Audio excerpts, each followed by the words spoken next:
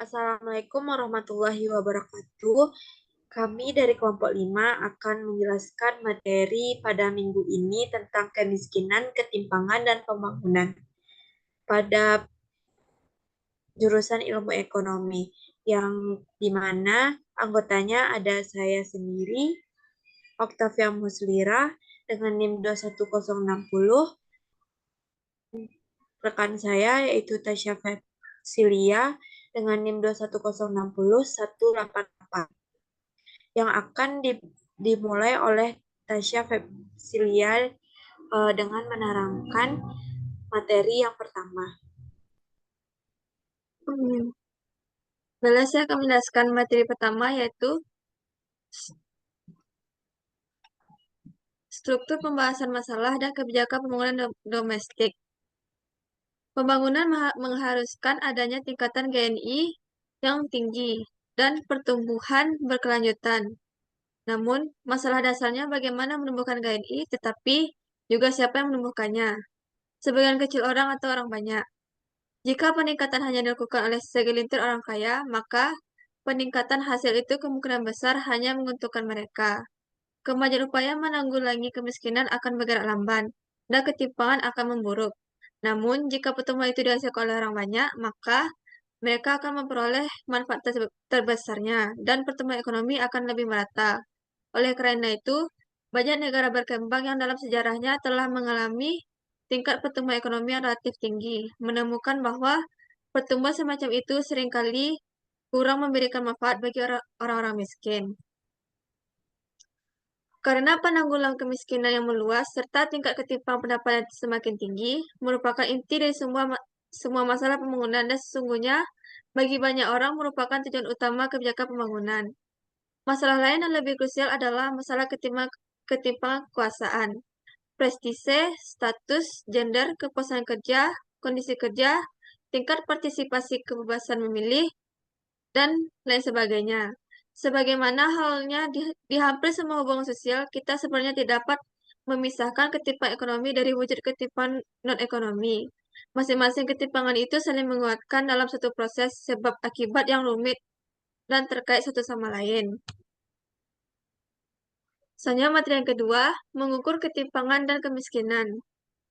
Para ekonom biasanya membedakan dua ukuran utama distribusi pendapatan untuk tujuan analitis dan kuantitatif, yaitu distribusi pendapatan perorangan atau distribusi ukuran pendapatan dan distribusi pendapatan fungsional atau distribusi pendapatan per faktor produksi. Distribusi pendapatan perorangan ukuran ini hanya menghitung jumlah pendapatan perorangan atau rumah tangga. Faktor yang penting adalah seberapa besar perolehan masing-masing orang tanpa mempersoalkan apakah pendapatan itu hanya diperoleh dari gajinya karena bekerja atau juga dihasilkan dari sumber lain seperti bunga, laba, uang sewa, hibah, atau harta warisan. Oleh sebab itu, para ekonom dan ahli statistik cenderung mengurutkan semua individu tersebut hanya berdasarkan pendapatan yang diterima dan kemudian bagi total penduduk ke dalam sejumlah kelompok atau ukuran yang berbeda. Metode yang biasa dilakukan dengan cara membagi penduduk menjadi 5 kelompok, kuintil atau 10 kelompok sesuai dengan tingkat pendapatan secara berurutan, kemudian menentukan bagian dari pendapatan nasional total yang diterima setiap kelompok pendapatan itu. Ketimpangan pendapatan merupakan distribusi yang tidak proporsional dan pendapatan nasional total di antara berbagai rumah tangga dalam negara. Kurva Lorenz merupakan cara lain yang bisa dilakukan untuk menganalisis statistik pendapatan individu. Kurva Lorenz menunjukkan hubungan kuantitatif aktual antara presentasi penerima pendapatan dan presentasi pendapatan total yang sebenarnya mereka peroleh pada tahun tertentu. Ini merupakan kurva di mana semakin besar lengkung garis Lorenz, semakin besar pula tingkat ketimpangan relatif. Dan ini adalah kurva memperkirakan koefisien Gini.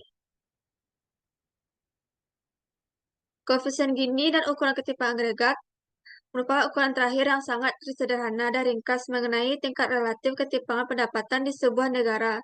Dapat diperoleh dengan menghitung rasio dari bidang yang berada di antara bidang diagonal dan kurva Lorentz kemudian dibagi dengan total bidang setengah.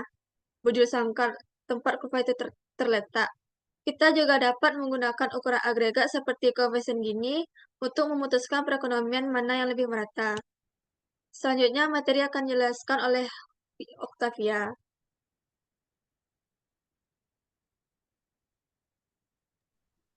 Baiklah, saya akan melanjutkan materi, yaitu distribusi pendapatan. Ukuran kedua yang bisa digunakan para ekonom untuk mengukur distribusi pendapatan adalah distribusi pendapatan fungsional atau distribusi pendapatan pangsa faktor, yang berupaya menjelaskan pangsa pendapatan nasional total yang diterima tiap faktor produksi.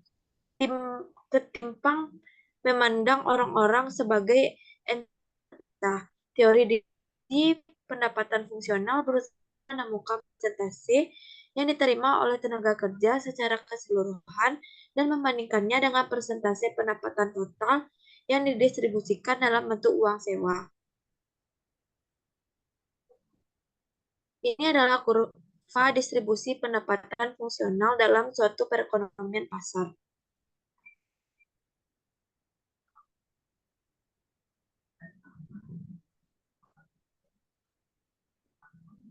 Ketimpangan pendapatan ekstrim menimbulkan baiklah materi selanjutnya yaitu kemiskinan, ketimpangan, dan kesejahteraan sosial. Ketimpangan pendapatan ekstrim efisiensi perekonomian.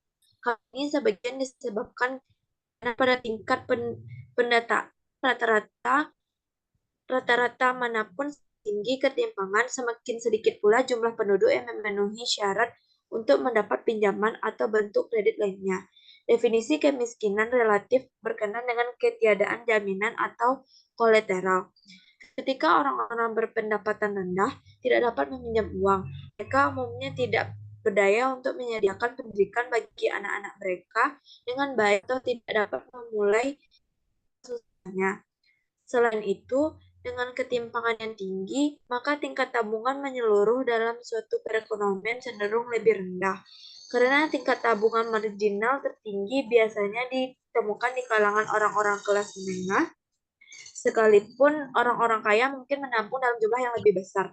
Tabungan itu hampir selamanya merupakan bagian yang lebih kecil dari pendapatan marginal mereka.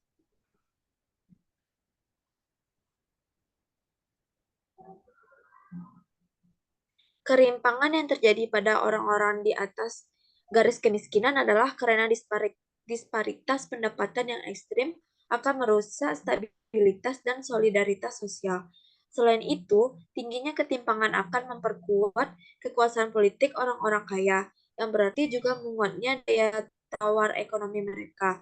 Ketimpangan yang tinggi memudahkan terjadinya rent atau rent seeking, meliputi tindakan-tindakan seperti lobi berlebihan, sumbangan dalam jumlah besar untuk kegiatan politik, penyuapan, dan kronisme.